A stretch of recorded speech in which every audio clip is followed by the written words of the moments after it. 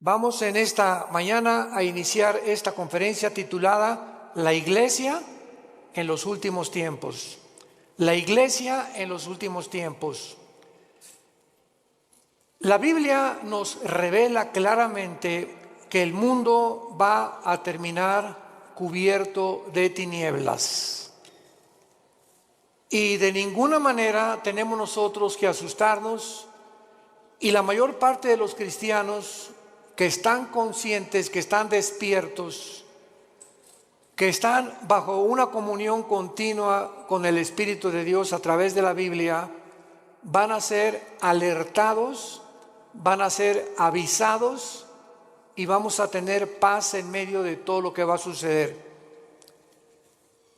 El mundo terminará completamente en tinieblas, además de la confusión política, económica y religiosa que ya estamos atravesando. Dice Isaías capítulo 60, versículo 1, levántate. Es precisamente en medio de la oscuridad cuando se levanta la lámpara. ¿Se acuerdan lo que dijo Jesús? Una lámpara no se esconde debajo de la mesa, sino que se levanta. Y si en algún tiempo o para qué nacimos, fue para esta época. Es precisamente cuando Dios nos llama en este tiempo a que nos levantemos y alumbremos. Levántate, resplandece, porque ha venido tu luz y la gloria de Jehová ha nacido sobre ti. He aquí que tinieblas cubrirán la tierra y oscuridad a las naciones, mas sobre ti amanecerá Jehová y sobre ti será vista su gloria. Mientras más oscuro, más fuerte la luz. En una oscuridad tremenda, un cerillo que prendas se ve a grande distancia. Así que tenemos que estar conscientes de eso. Pero lo más trágico es que estas tinieblas también alcanzarán la iglesia. Y vamos a ver de qué forma también los últimos tiempos que estamos viviendo, la oscuridad aumentará dentro de muchas iglesias, y voy a definir y a explicar claramente a qué iglesias se refiere la Biblia. Jesús dijo en Mateo 24:12, por haberse multiplicado la maldad, el amor se enfriará. Y no está hablando de los no cristianos, está hablando a los cristianos. Dios no espera que haya amor fuera de la iglesia, porque el mundo está completamente bajo el maligno. Por haberse multiplicado la maldad, por tantas cosas que están pasando, el amor de muchos cristianos se va a enfriar unos con otros. Habría frialdad, habría distanciamiento, y esto es lo más peligroso que podemos nosotros atravesar. Isaías 24, versículos 5 al 6, describe el mundo en los últimos tiempos. La tierra será enteramente vaciada y contaminada. Se destruyó, cayó la tierra, enfermó, cayó el mundo, enfermaron los altos pueblos de la tierra. Y a continuación del versículo 5 de Mateo 24 nos da 3 razones por las cuales el mundo ha llegado al punto donde nos encontramos, donde la ciencia, escuchen, ya no es ciencia. Cuando la misma ciencia dice que hay más de 3 o 4 géneros, es cuando la ciencia dejó de funcionar. Porque la biología y la genética nos dicen que solamente hay varón y hembra. Si tienes las cromosomas Y, eres varón. Si tienes las cromosomas XX, eres hembra, eres mujer. ¿De dónde pues están fomentando 3, 4, 5, 6, 7 géneros? ¿Dónde está eso? En la biología o en la genética, ya no en la Biblia. ¿Cómo es posible que haya el mundo llegado a aceptar esto? Así de loca está la ciencia, se corrompió la ciencia. Los sistemas políticos han fracasado todos. 1991 el comunismo cae. Después de más de 60, 70 años, que fue un fracaso donde quiera que se practicó esta ideología, y el mundo continúa desenterrando esta ideología, en los tiempos que vivimos, porque ya no encuentran los gobernantes qué sistema usar para gobernar el mundo. O sea, la política está completamente loca. ¿Qué acaso la historia nos enseña que debemos aprender de la historia o no aprendemos de la historia? Pues parece que esto es lo que ha sucedido, porque hemos visto un ejemplo en esta ideología que no funcionó. ¿Por qué entonces somos tan tercos de volver a desenterrarla? ¿Por qué la genética descubierta en 1954, el ADN, se comprueba científicamente que es imposible la teoría de la evolución? ¿Por qué seguimos insistiendo en enseñarles a nuestros hijos que venimos de chita? Que somos el producto accidental de los animales. ¿Por qué son tan tercos los maestros universitarios cuando la misma ciencia contradice? Genéticamente es una imposibilidad la teoría de la evolución. Físicamente, la segunda ley de la termodinámica postula que todo tiene que llevar a una decomposición, a un deterioro. ¿Por qué se sigue enseñando entonces? ¿Cuál evolución? La biología enseña que los aminoácidos, que son los ladrillos de la vida, determinan que es imposible que una ardilla se convierta en conejo, ni un rinoceronte en un caballo. Hemos llegado, damas y caballeros, santos de Dios, a la locura total del mundo. El mundo está loco, loco, loco. En Lucas 18 Jesús dijo: cuando el Hijo del Hombre venga, ¿hallará fe en la tierra? Sin embargo, los cristianos, a pesar de todo esto que estamos atravesando, donde ya la gente no sabe qué es blanco y qué es negro, ya no sabe qué es bueno y qué es malo, ya no sabe qué es dulce y qué es amargo. Así está el mundo actualmente. Hay un relativismo total, filosóficamente, socialmente, antropológicamente, en todas las disciplinas académicas en las que el mundo se ha desarrollado en los últimos siglos. En el libro de Daniel, todos los que traigan su Biblia los felicito, porque son los entendidos. Precisamente ahí se ve, ya las iglesias están llenas de cristianos sin Biblia. Traen el Calimán o el Esto. El libro de Daniel nos muestra claramente, hace 2600 años, vean cómo la Biblia fue escrita con tantos siglos de anticipación, anticipándonos, porque Dios es el primero y Dios es el último. Entonces, si Dios es el primero y Dios es el último, Él es el único que nos dice cómo comenzó el universo, quiénes somos y a dónde terminará la humanidad. Y cuando sabemos a dónde terminará la humanidad, podemos prepararnos. No estamos en tinieblas. La luz la tenemos en la Biblia y tenemos que abrir los ojos más en estos tiempos para cuidar a nuestra familia, para cuidar a nuestros hijos, para cuidar a nuestros nietos, para poder dejarles una herencia si el Señor no viene antes por nosotros, donde ellos podamos morir en paz y saber: no le dejé ni una casa, no le dejé dinero, no le dejé riquezas a tus hijos, les dejamos una herencia que se llama Jesucristo. Porque podrás morir en paz al saber que tu hijo, si tiene a Jesucristo, Él se va a encargar de él. Tal vez ande mal y lo que tú quieras, pero si tiene a Cristo tu hijo, Dios se va a encargar de ellos. Porque herencia de Jehová son los hijos.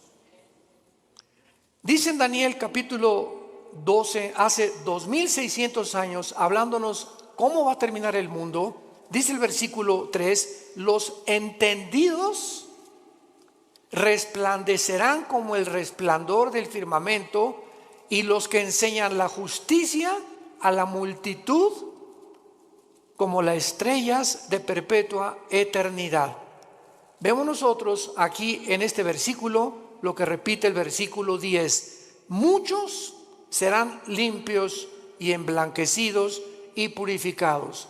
Se refiere que a muchos cristianos en este tiempo en que estamos viviendo se van a purificar más y más y más y más, porque estamos esperando la venida del Señor.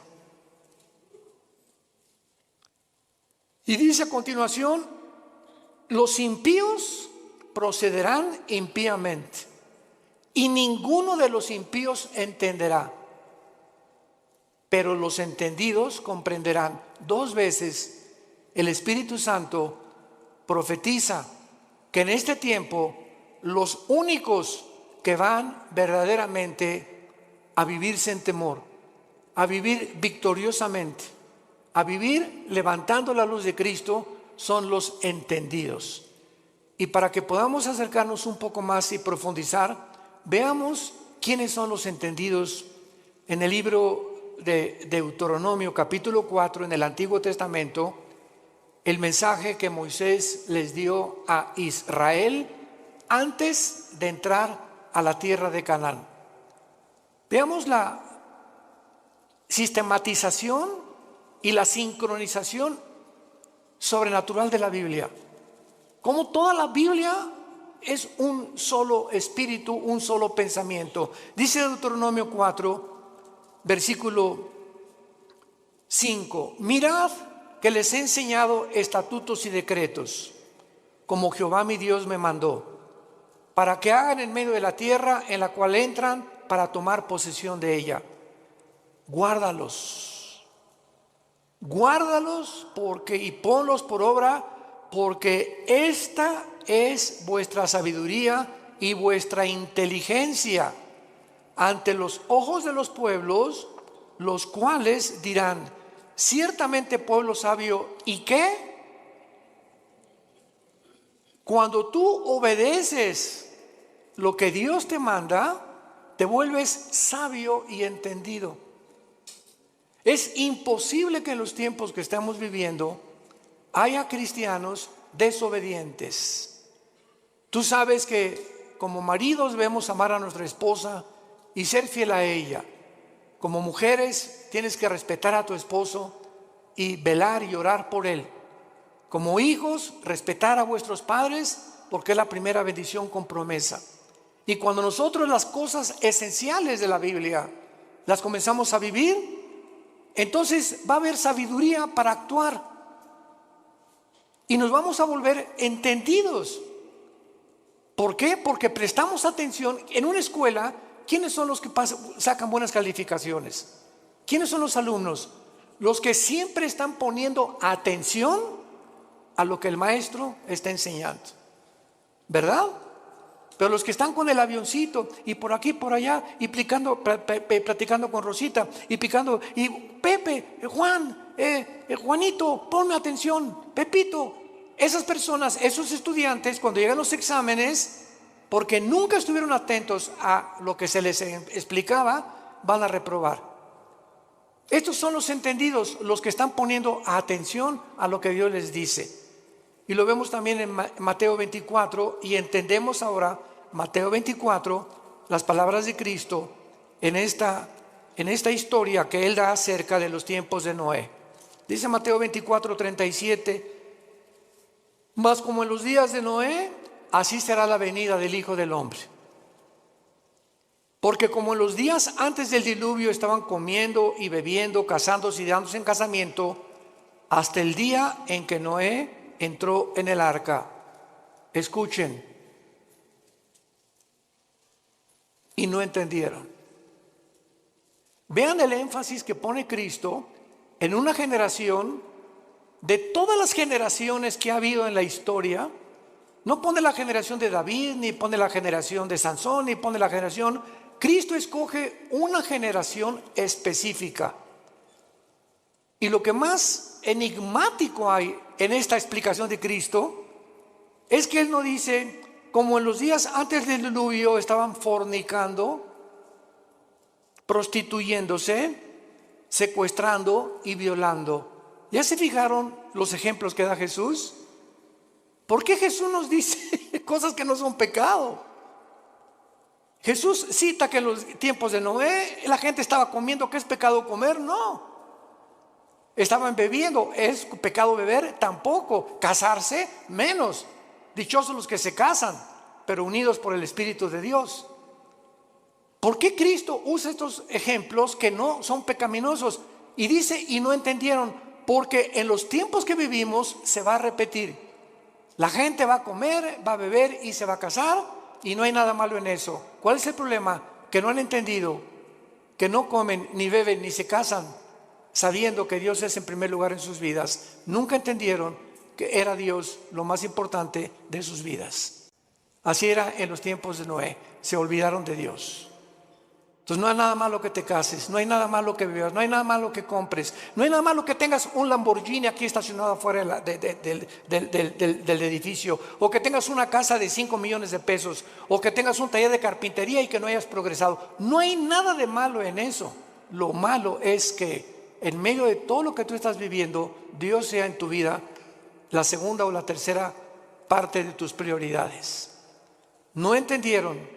¿Y cuántos ahorita tienen a Dios en primer lugar?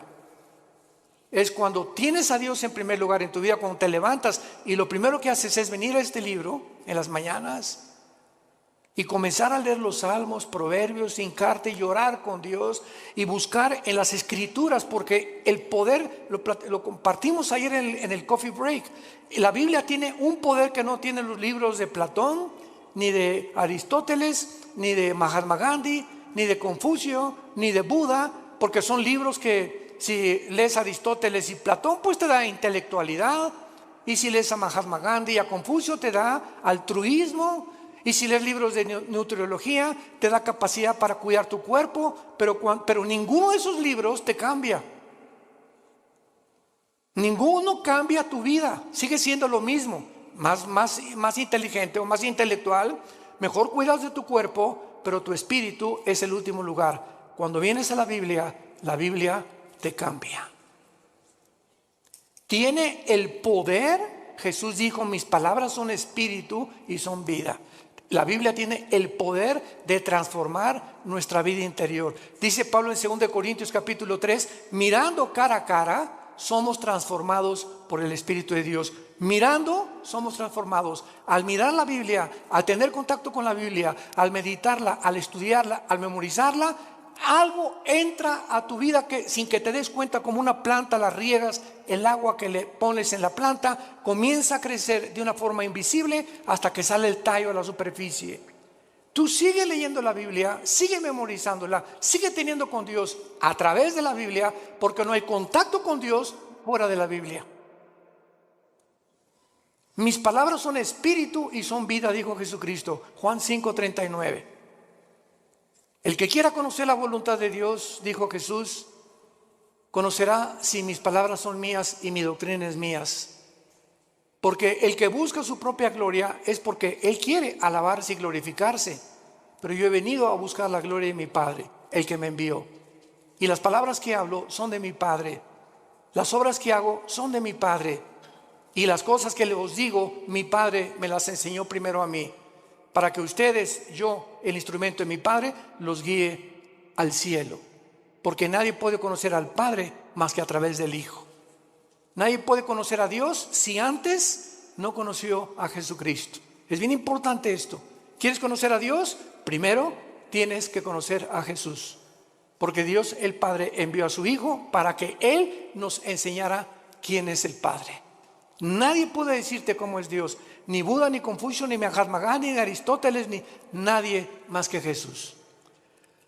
Ahora muy bien, con esta introducción, dentro de las enseñanzas doctrinas que más confusión existen actualmente es ¿qué significa la palabra iglesia? Esto es increíble. ¿Qué significa cuando decimos vamos a la iglesia? O la iglesia de Jesucristo, o la iglesia apostató, etcétera, etcétera. ¿Cuáles son sus funciones de la iglesia y cómo terminará en los últimos días? Vamos a comenzar con la definición. La palabra iglesia viene de la palabra griega ek, Enrique y K de kilo. Es un prefijo que significa fuera. Y klegos o klesia significa llamados. Entonces la palabra ekklesia significa llamados fuera. ¿Qué es la iglesia? Un grupo de seres humanos. que hemos sido llamados como Dios le dijo a Abraham: deja a tus ídolos, deja tu parentela, deja el mundo donde es y ven y sígueme.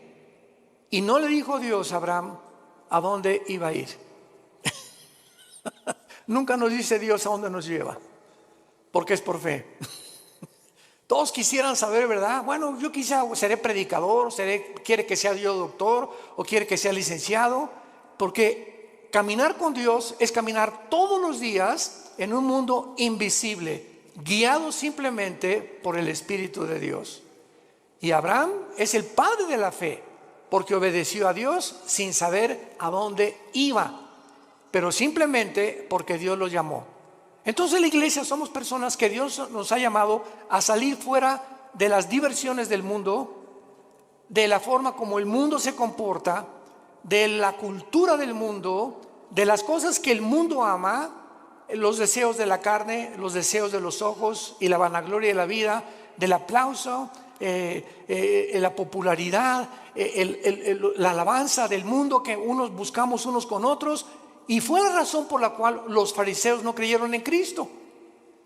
Dice la Biblia que los fariseos no creyeron en Cristo porque amaban más la gloria del mundo que la gloria de Dios. Entonces Dios nos llama y nos saca, no físicamente, nos saca del mundo, entiéndalo, espiritualmente. Veamos este ejemplo en Juan 17, de qué forma el apóstol Juan lo define. Juan 17, versículo 14 y 15. Es Jesús en su última oración sacerdotal. Al otro día Jesús iba a morir en una cruz. Y estas se pueden considerar como sus últimas palabras o la última oración que él le hace al Padre. Versículo 14, capítulo 17 de Juan, versículo 14 en adelante. Y dice Jesús, le está hablando a su papá, al Padre: yo les he dado tu palabra. ¿Qué nos dio Jesús? ¿Qué nos dio Jesús? ¿Qué nos dio Jesús? Esto es lo que nos dejó Jesús. Imagínense la importancia que tiene nuestro contacto diario con la palabra. Yo les he dado tu palabra y el mundo los aborreció, porque no son del mundo. ¿Qué definición y qué revelación más extraña? ¿Somos extraterrestres entonces? Así es. Porque físicamente estamos en un mundo que no es de nosotros. Dios le ha placido que nazcamos en un mundo ocupado por el enemigo. Dios le ha placido ponernos en un desierto, porque el mundo es un desierto. No tiene nada que ofrecernos el mundo, como Dios puso a Israel cuando lo sacó del mundo que es Egipto a un desierto. Entonces estamos en un desierto, en un mundo donde hay serpientes y escorpiones, sequedad, vaciedad, sed, hambre, donde no hay nada en ese desierto que nos pueda proveer o nos pueda traer una verdadera satisfacción.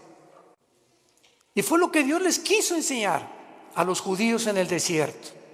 ¿Por qué los sacó por ahí? Dice Deuteronomio 8, para saber que ustedes sepan que yo soy Dios. Nunca les faltó el agua, nunca les faltó un sastre, nunca les faltó una botella de Bonafont, nunca les faltó los zapatos, no les faltó dentista, no les faltó médicos, no les faltó nada en un desierto donde no hay Kmart, ni tampoco Comer, ni tampoco consultorios, ni tampoco tiendas, ni zapaterías, en un mundo donde Dios quería mostrarles que Él es suficiente para proveernos todo lo que necesitamos. Y por eso ellos no eran del desierto, los judíos, el hogar final era la tierra prometida, pero tenían que atravesar ese desierto. Tenemos que atravesar el mundo que estamos viviendo, porque nuestra meta no es este mundo, es el cielo con Dios. Cuando Dios transforme el mundo, regresaremos al mundo, restaurado por Él. Por eso Jesús dijo que no somos del mundo. Cuando tú eres cristiano, de repente ya no te llevas con tu compadre porque él habla puras groserías y se emborracha o es drogadicto o se goza que tiene amantes, y porque tu comadre, ¿verdad?, puro chisme te dice todo el vecindario, como las verdulerías y en los mercados, y comienza a encontrar amigos que tienen relaciones sexuales con su novia o con su novio, etcétera, etcétera, y nos comenzamos a sentir como peces fuera del agua, y comienzas a buscar otro tipo de amistades porque ya te duele, ya sientes que no pertenecemos a esas fiestas, no pertenecemos a esas reuniones, no pertenecemos a esa forma que al mundo lo divierte, porque ya no somos del mundo. Si tú no sientes esto en tu corazón, te falta pasión por la verdad. Te ruego por ellos, porque no son del mundo, como tampoco yo soy del mundo. Y no ruego que los quites del mundo, sino que los guardes del mal. Muy fácil, ¿verdad?, que Dios viene por nosotros, pero Él no tiene ese propósito. Él quiere que mientras atravesemos este desierto, que ya vamos al final, ya estamos a punto de entrar a la tierra de Canaán, a la promesa de la tierra prometida que Dios tanto prometió en el Antiguo como en el Nuevo Testamento. Estamos a punto, hermanos, de cruzar el río Jordán. Estamos a punto de cruzar el río Jordán, y recordemos algo, que esa generación no entró a la tierra prometida, se murieron en el desierto. Estamos hablando más de 1,5 millones de seres humanos que nunca quisieron obedecer a Dios, siempre quejándose. ¿Y por qué no tenemos agua como en Egipto? Y en el mundo se divierte más. ¿Y por qué no tenemos las diversiones del mundo? Regrésanos a Egipto, Moisés. Ya Moisés los tenía hasta el gorro, al grado que se desesperó tanto Moisés cuando golpeó la piedra 3 veces, que Dios le dijo: no vas a entrar a Canaán, vela desde lejos y cuando te mueras la vas a ver. ¿Cómo aguantó Moisés a casi 2 millones de cabritos? Porque no eran ovejas. Fue la generación que siguió de ellos los que entendieron y entraron por Josué a la tierra de Canaán.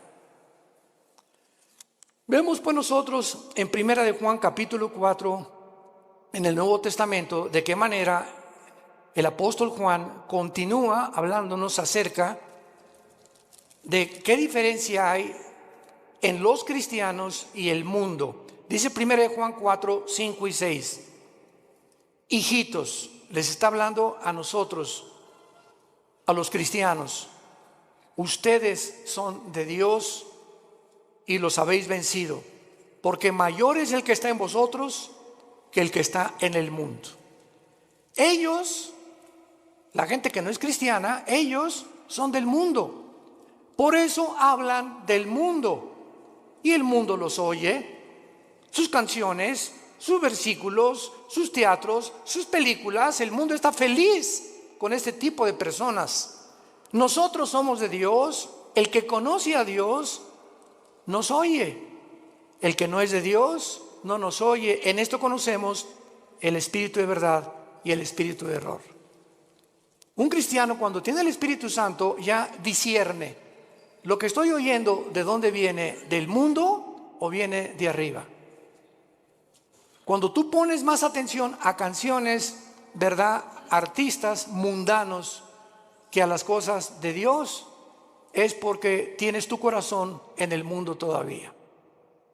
No has sabido aislarte, ni has sabido hacer a un lado las cosas del mundo. Dice claramente también en 1 Juan 5:19 que el maligno está al control del mundo entero. Muy bien, entonces, en otras palabras, para concluir, la iglesia cristiana consiste en seres humanos. Tú y yo tenemos un llamado. Qué privilegio que Dios nos haya escogido. Qué privilegio que Dios me haya llamado entre mis amigos que yo tenía antes de convertirme. De muchos familiares míos que no los llamó Dios como me llamó a mí. Qué privilegio tan grande. Qué privilegio tan grande. Que para vivir siempre en humildad, dándole gracias a Dios, llorando por el privilegio que Dios nos llamó, el creador de los cielos y la tierra, te dijo: Pepe, ven, quiero darme a conocerte. Quiero que sepas quién soy. Quiero que sepas que tienes un plan. Quiero que sepas que nunca te voy a dejar, nunca te voy a abandonar. Aunque andes en valle de sombra y de muerte, aunque pases por ese desierto, yo estaré contigo. No temas, no temas, y aun cuando mueras, continuarás comiendo en mi mesa. Como les dijo Jesús a los discípulos antes de morir: este vino y este pan que como con ustedes, no lo comeremos hasta el día en el cielo de nuestra boda del Cordero. Jesús sabía que a las 9 de la mañana lo iban a crucificar el día anterior, y fue la última cena. Jesús sabía cuándo iba a morir, y Jesús sabía que lo que iba a comer lo iba a volver a comer algún día, diciendo esto a los discípulos: pero no se pongan tristes ni se perturbe su corazón, nos vamos a volver a ver. Esta es la esperanza a la que Dios nos ha llamado a todos los que Dios ha escogido para seguirle. Ahora veamos el origen de la iglesia. La iglesia no existía en el Antiguo Testamento. Esto es básico en la teología cristiana. Ustedes que ya están en teología, la iglesia no existía en el Antiguo Testamento. Veamos en Efesios capítulo 3 cómo Pablo nos lo revela. Efesios capítulo 3, versículo del 1 al 6. Por esta causa yo, Pablo, prisionero de Cristo y Jesús por vosotros, los gentiles, si es que habéis oído de la administración de la gracia de Dios que me fue dada para con vosotros, que por revelación me fue declarado el misterio, como antes lo he escrito brevemente, leyendo lo cual pueden entender cuál sea mi conocimiento en el misterio de Cristo. Misterio que en otras generaciones, está hablando del Antiguo Testamento, no se dio a conocer a los hijos de los hombres, como ahora es revelado a sus santos apóstoles y profetas por el Espíritu. ¿Cuál es este misterio, Pablo? Versículo 6, que los gentiles son coherederos y miembros del mismo cuerpo y copartícipes de las promesas de Cristo por medio del Evangelio. En el Antiguo Testamento los judíos se enorgullecieron. Le dijeron a Cristo: somos descendientes de Abraham, pero no hijos de Abraham. Descendían genéticamente, pero nunca se habían convertido al Dios verdadero. Entonces, qué maravilloso que ahora los judíos, fue un caos en el libro de los Hechos, que de repente los gentiles, los que no eran judíos étnicamente, comenzaban a convertirse. Y esto causó hasta pleito entre Pedro y entre Pedro y entre Juan y entre Santiago y entre los apóstoles de Cristo, porque decían: es que no podemos ni sentarnos a comer con los gentiles. Este concepto tenían de los gentiles, que no eran los cristianos. Y ahora el misterio, en Hechos 10 se hace una reunión con todos los apóstoles, Santiago y Pedro la presiden y dictan este decreto.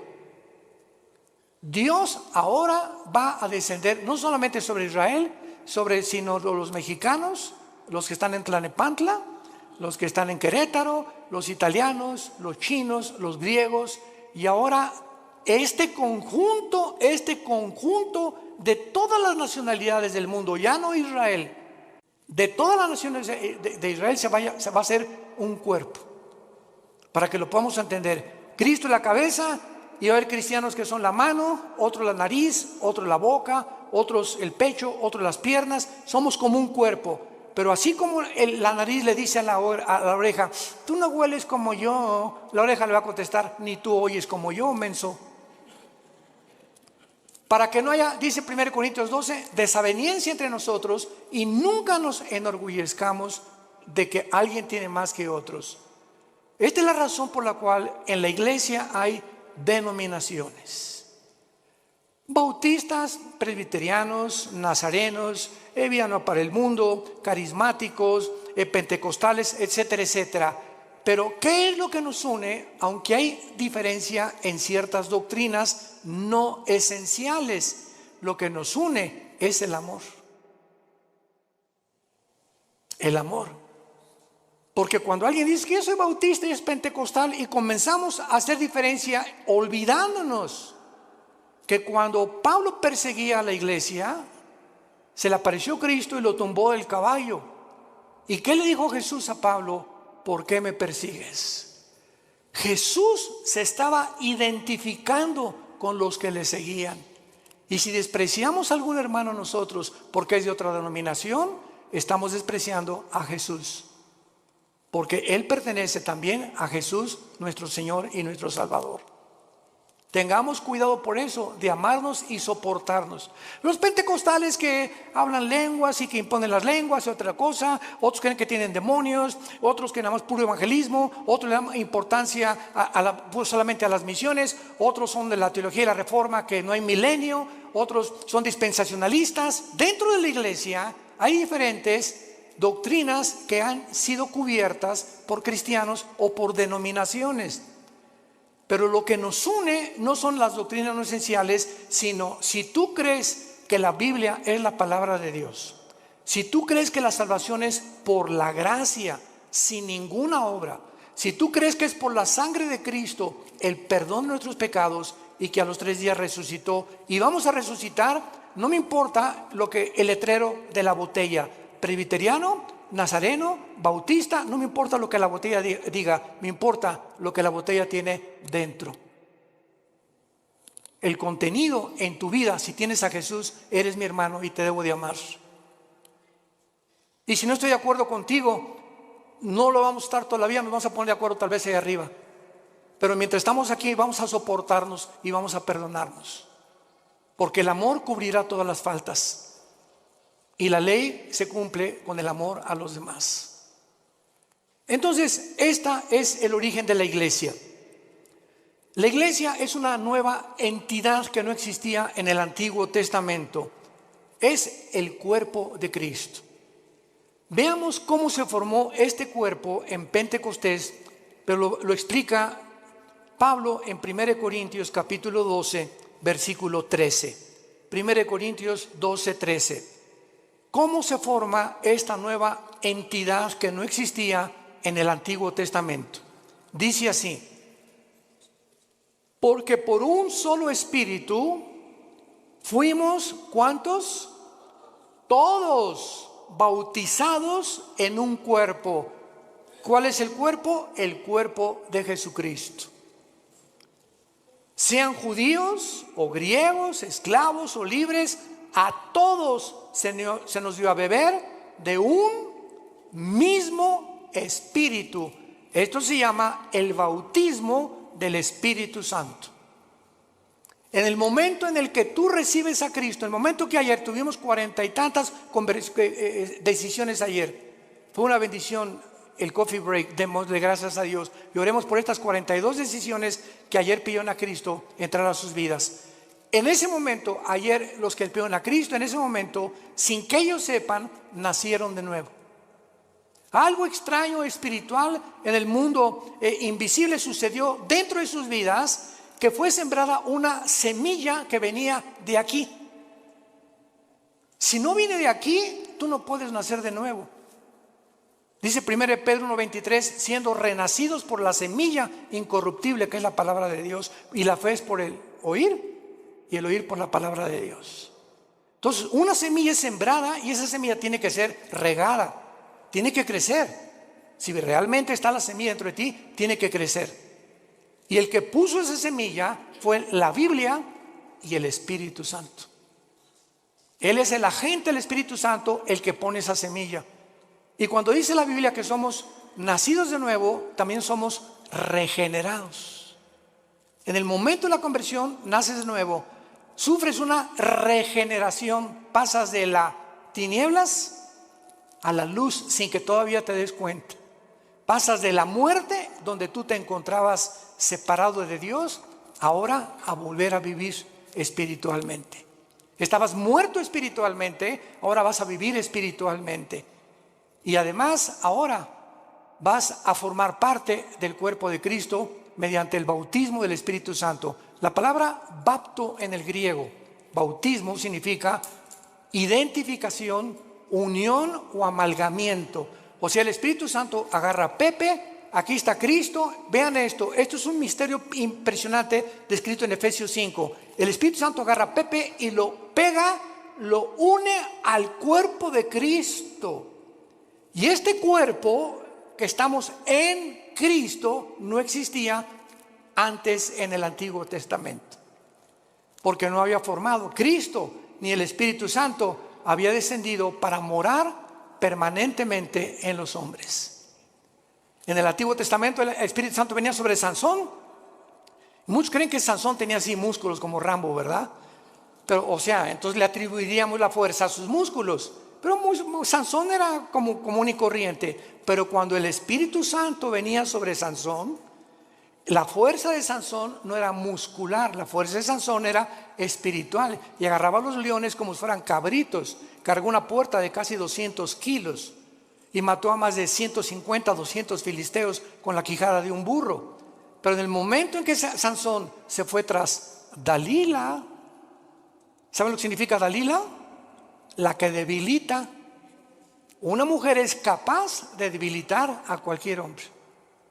Cuidado, varones. Sansón se olvidó de Dios y de los mandamientos de Dios, fue seducido por Dalila, y cuando Sansón le dice a Dalila, agarra mi pelo, ¿verdad? Y peíname, ella le corta el pelo, porque Dios le puso el símbolo de su fuerza en su pelo. Y cuando Sansón se despierta, todo esto está en el libro de los números, de los jueces en el Antiguo Testamento, capítulo 13, Sansón lo agarran los filisteos y lo amarran, y Sansón ya no pudo romper las lianas. Y dice la Biblia, porque no sabía que el Espíritu Santo lo había abandonado. Cuando David tenía el Espíritu Santo, escribió el Salmo 22. Dios mío, ¿por qué me has separado? Horadaron mis manos y mis pies, sobre mis ropas echaron suertes, me miran como toros de Basán. David, 1000 años antes de Cristo, escribió la crucifixión. Y cuando estaba el Espíritu Santo en él, era inspirado para escribir las profecías. Pero el Espíritu Santo se iba de David, y David era como cualquier hombre, como tú y como yo. Ahora no. Ahora dice 1 Corintios 6, 19, ¿qué no saben que ustedes son ahora el templo del Espíritu Santo? Ahora somos nosotros, ya no hay tabernáculo, ya no hay los edificios, nunca, por el amor de Dios, le llamamos a la iglesia. La iglesia somos nosotros las personas. Los edificios los cambiamos en teatros, en un salón auditorio, uno construido. La iglesia somos nosotros. No hay, vamos al templo, otros dicen pásenle al altar. Por el amor de Dios, el altar somos nosotros ahora. Ya no hay ningún altar físico, visible. Ahora somos nosotros el altar de Dios, porque el altar de Dios, donde se ofrecen sacrificios, ahora tú los ofreces espiritualmente, ya no físicamente, matando un borrego o un cordero. ¿Me van entendiendo? Qué importante es que tengamos estas verdades que son bíblicas. Ahora vamos a Romanos 6, y ahí se nos explica, ya sin ninguna duda, todo el procedimiento del nacimiento tuyo, mi nacimiento, en un mundo donde nosotros no pertenecemos. Dice Romanos capítulo 6, ¿qué pues diremos? ¿Perseveraremos en el pecado para que la gracia abunde? En ninguna manera, porque los que hemos muerto al pecado, ¿cómo viviremos aún en él? Pongan atención. ¿O qué no saben? Parecería que la iglesia en Roma no sabía. Pablo los exhorta. ¿Qué no saben? Que todos los que hemos sido bautizados en Cristo. ¿A qué bautismo se está hablando Pablo? No al bautismo en agua, porque el bautismo en agua no nos regenera. Todos los que hemos sido identificados, amalgamados, unidos. Recuerden lo que significa la palabra bautismo: amalgamados, identificados, unidos. Y lo traducimos así para que tengan mejor entendimiento. ¿Qué no sabes? Que todos los que hemos sido unidos en Cristo Jesús, hemos sido unidos en su muerte. ¿Qué significa esto? Que hace 2000 años, cuando Jesús murió en la cruz, ¿Tú estabas ahí? Yo estaba ahí. Estábamos en Cristo cuando Él moría, moríamos juntamente con Él. Pero ¿cómo puede ser cierto esto, hermanos, si yo nací 2000 años después? Espiritualmente, el mundo invisible nos es revelado, porque en el momento en que moría Cristo, Dios sabía que tú y que yo lo íbamos a recibir. Y ya estábamos en Cristo, en esa cruz. Por eso cuando recibes a Cristo, Él muere, con su muerte paga tus pecados, dándonos a entender que tú y yo moríamos, pero ahora Él moría en mi lugar porque yo no los podía pagar. Qué tremenda revelación, ¿verdad? Porque son versículo 4, pero no solamente queda ahí. Además, somos sepultados con Él para muerte por el bautismo. Cuando nacemos de nuevo, el Espíritu Santo nos pega con Cristo, morimos con Cristo. Cuando Cristo fue enterrado, tú y yo fuimos enterrados con Él. Ahora lo explico. A fin de que como Cristo resucitó de los muertos por la gloria del Padre, así tú también andes en vida nueva. Un cristiano que recibe a Cristo, ha muerto con Cristo, ha sido enterrado con Cristo, y si hemos sido enterrados es porque el antiguo Pepe, la antigua Carmelita, el antiguo Armando murieron cuando yo recibí a Cristo. Yo estoy muerto a los ojos de Dios ya. Ya Dios no tiene nada contra mí. Absolutamente nada contra mí, porque me ha recibido por gracia y me ha dado lo que yo no merezco. Y lo que me queda por vivir ahora, aunque ya por eso la salvación no se puede perder, porque ya fuimos muertos, enterrados y resucitados con Cristo, estamos unidos con Él eternamente. Ahora simplemente nos queda crecer en la gracia y el conocimiento de Dios y obedecer a Dios para que las bendiciones que iban a tener en Canaán en el Antiguo Testamento las tengas en esta vida, y en la nueva vida, cuando entres a Canaán, no seas descalificado para servir a Dios. ¿Van entendiendo esto? Muchos dentro de 2 o 3 años lo van a entender. No importa, pero los que son inmaduros todavía en Cristo y los que son niños en Cristo, esto les sirve para ir dándose cuenta la profundidad de lo que es la vida cristiana. Y dice el versículo 5, porque si fuimos plantados juntamente con Él, fuimos, está en tiempo pasado este verbo, fuimos plantados con Él en la semejanza de su muerte, lo seremos en la de su resurrección. Si ya realmente hemos muerto con Cristo, sepultados con Cristo y resucitados con Cristo, nuestra garantía es volver a vivir. Y esto nos habla claramente que fue efectuado mediante el bautismo del Espíritu Santo, cuando fuimos bautizados con Cristo en el momento de la conversión. Durante muchos años, desgraciadamente, se enseñó, yo pasé esa época, el siglo pasado, los 80s, 90s, donde decían a los que ya eran cristianos, pasen a recibir el bautismo del Espíritu Santo. Si pasas a recibir el bautismo del Espíritu Santo es porque no eras cristiano, pero si eres cristiano no necesitas recibir nada, estamos completos en Él, dice Colosenses capítulo 2. No hay nada que nos falte ya de recibir de Dios, ni hablar en lengua, ni el bautismo del Espíritu Santo. Lo único que nos hace falta es crecer en la gracia y su conocimiento.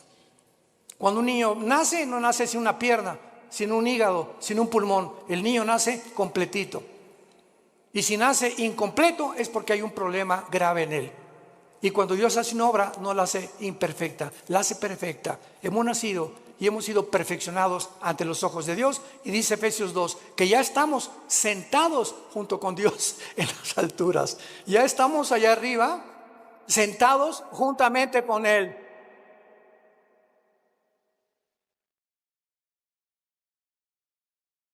Te damos gracias, Señor, en esta mañana por tu palabra. Porque por un solo Espíritu todos hemos sido bautizados, identificados, amalgamados, unidos al cuerpo de tu Hijo Jesucristo. Te damos las gracias porque Él ahora es nuestra cabeza y nosotros miembros unos de otros en particular, para que no haya desaveniencia entre nosotros y podamos amarnos y soportarnos como nosotros lo debemos hacer por amor a tu muerte en la cruz. Te damos gracias, Señor, porque estamos en un mundo infectado, enfermo, que se están autodestruyendo los seres humanos a nuestro alrededor. Y ahora nuestro deber es alumbrarlos, sacarlos de la podredumbre donde se encuentran, del pecado donde han vivido, mostrándoles que tu gracia es más que suficiente para transformar la vida de cualquier persona que quiera obedecer a la fe, obedecer el Evangelio. Oramos al Dios y Padre de Jesucristo nuestro Señor, que nos ha hecho renacer para una esperanza viva por medio de la resurrección de Jesucristo entre los muertos. Que todos ustedes permanezcan fieles hasta el fin en la esperanza a la que todos hemos sido llamados. Que Dios les dé un espíritu de revelación, alumbrando los ojos de vuestro entendimiento, para que comprendan esta esperanza maravillosa que se llama Jesucristo. Él es nuestra esperanza bienaventurada. Y que conozcamos la supereminente grandeza del poder que lo levantó de los muertos, porque es el mismo poder que está actuando dentro de tu vida y de mi vida. Descubre este poder, hermano y hermana en Jesucristo. Descubre el poder inmenso que Dios nos ha dejado. Y mientras vivas creyendo y obedeciendo, Dios te levantará más pronto del lugar donde tú te encuentras, para que te conviertas en una antorcha en tu lugar de trabajo, en tu escuela o en tu universidad, y podamos guiar a la gente que queda y que va a recibir pronto al anticristo, arrebatarlos del fuego eterno por la gloria de Dios. Si alguna persona en esta mañana quiere recibir a Cristo por primera vez, ser unido con Él en su muerte, en su entierro y en su resurrección, dile estas palabras con todo tu corazón. Señor mío y Dios mío, perdona mis pecados. Creo que en la cruz pagaste por ellos y que a los 3 días resucitaste de los muertos. Y como creo que vives, Señor Jesús, ahora te pido en este instante a que entres a mi vida. Te recibo como mi Señor. Gracias por darme la vida eterna y haberme hecho renacer mediante la predicación de tu santa palabra. En el nombre de Jesús. Amén.